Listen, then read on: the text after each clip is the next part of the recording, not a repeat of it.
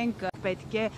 հրաժարական ներկայացնեք։ Դա ինչու է բանակում այսպիսի իրավիճակ ստեղծվել, որ 10 օրում արդեն 3 մահ ունենք։ Որն է պատճառը։ Հարգելի գործընկերներ, իհարկե ինտենսիվության հետ կապված ես չեմ կարող գնահատական տալ, որն է պատճառը, որ այս կարճ ժամանակամիջոցում ունենք նման խտություն, բայց այն, որ մահերի համար կարելի է մեղադրել պաշտպանության նախարարին, սա նորություն է Հայաստանի Հանրապետությունում, ինչու։ Իհարկե, ես միշտ հեռու եմ եղել այն մտքից, որ մենք այս հարցին պիտի նայենք վիճակագրության ձևով, բայց կյանքը ու անցյալը, ու ընդհանրապես բանակի պատմությունը նաև որոշակի վիճակագրություն է ենթադրում։ Հայաստանի Հանրապետության պատմության ողջ ընթացքում, բանակի ողջ պատմության ընթացքում դեպքեր ինքնասպանության, սպանության, ոչ կանոնադրային հարաբերությունների եղել են մշտապես։ Դրանք բարձրացել են, իջել են, օրինակ 25 թվականին մեր աշխատանքի արդյունքում այդ թիվը հասել է մինիմալի 2-ի, բայց ես ընդամենը վիճակագրություն մի քանի ներկայացնեմ, որպեսզի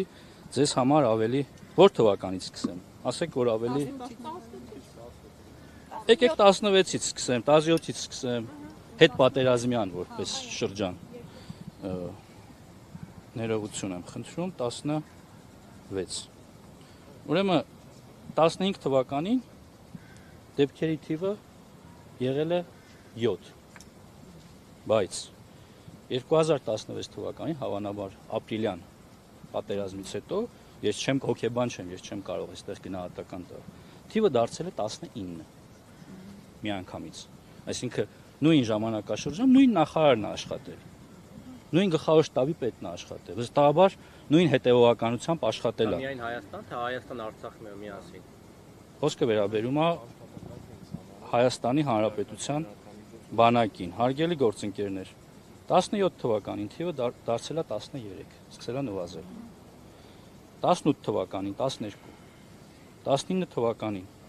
11 դեպք, ես խոսում եմ ինքնասպանություն, ինքնասպանության հասցնել սպանություն,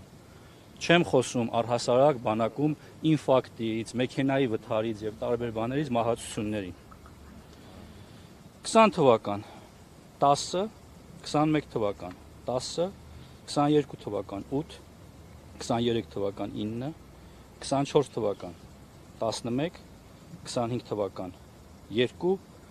26 թվական 8։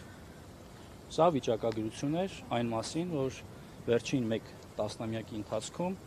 այդ թվերը և մեծացել են, և պակասել են։ Սրանք ունեն տարբեր պատճառներ։ Իհարկե դեպքերի մի մասը ոչ կանոնադրային հարաբերությունների արդյունքում։ Մի մասը քրեական ենթամշակույթի հետևանք են, ոչ միայն այսօր, նաև երեկ։ Սա մարտահրավեր է, որ միայն իմը չի,